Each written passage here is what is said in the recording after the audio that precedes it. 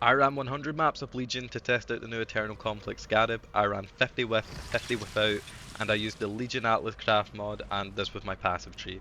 I took this, I'll have an updated passive tree in the description. It won't have these nodes taken, it won't have this taken. The reason I took it is because I wanted to test out if the uniques from Legion would drop Scarabs.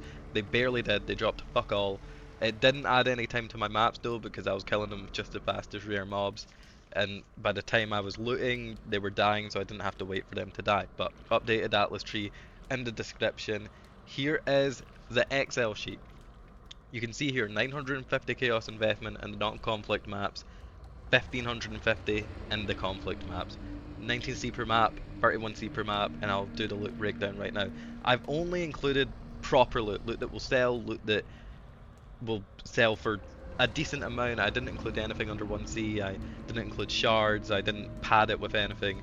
This is what, the juice of it. There was slightly more gained obviously because I left it out. You can see down here 76 divines, maybe it would have been like 85, I think Wealthy Exile had it at 85, 57, I think Wealthy Exile had it at 66. But here's the loot breakdown. Incubators, the conflict doubled the amount from the non-conflict. Scarabs, the non-conflict, I dropped more scarabs than the conflict. I originally dropped a nameless seer, which is worth 2 to 3 divines from the non-conflict. I was going to exclude it from this total, but I decided to keep it in because if you drop more scarabs, you're obviously going to have a higher chance to drop a higher tier scarab. Emblems, sort of similar amount, but the Mariketh was way lower. That is the emblem that I spec'd into on my Atlas tree, so there's that. Fortress maps, 13 versus 5, 56 versus 52, so I think we just got lucky in the Fortress maps on the conflict ones. Fortunate div cards again, 9 versus 7, and currency dropped 2 divine orbs, 2 exalted orbs, 7 exalted orbs, 7 divine orbs.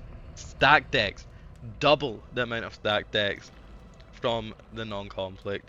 I will say, looking at this, playing it, originally I thought there's no way that the non-conflict is going to beat this because I could tell just getting a shit ton more drops from Legion itself, and that's true. From the Legion drops themselves, it's double what you'd get without Ornates, getting Diviners, all that.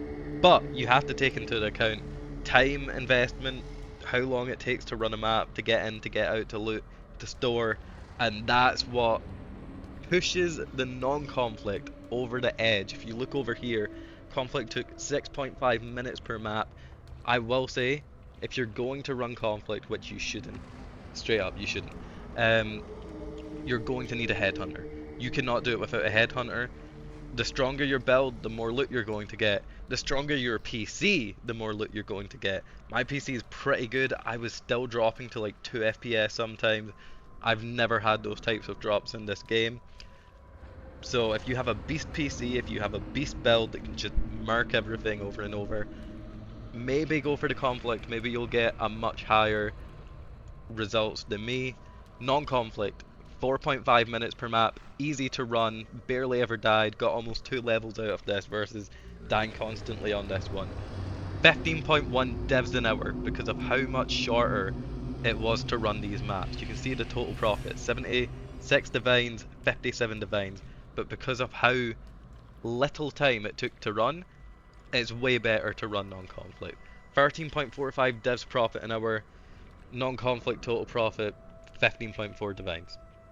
I'm going to have this spreadsheet in the description. I'm going to have the updated Atlas tree in the description if you want to do this strat yourself. I'm going to show a clip of what the conflict Legion looks like, not the whole map, just one pop. And I hope you enjoyed, hope this helped decide what one you're going to run.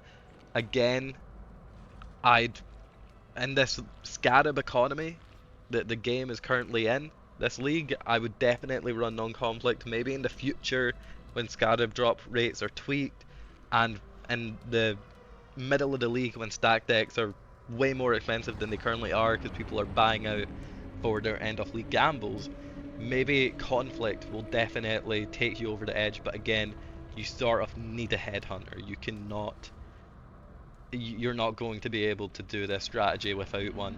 So, but you will be able to do the non-conflict as long as you've got a decent build that can just pop a legion.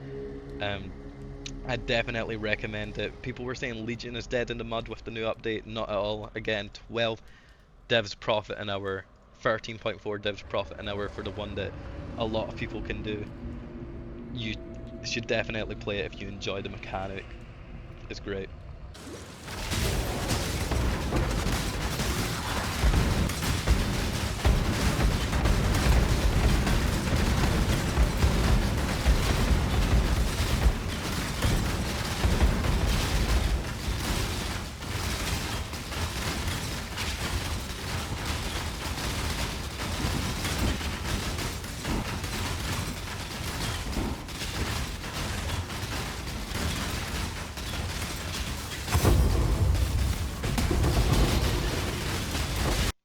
Alright, just to cap it off, here's the Wealthy Exile in case anybody wants to see it.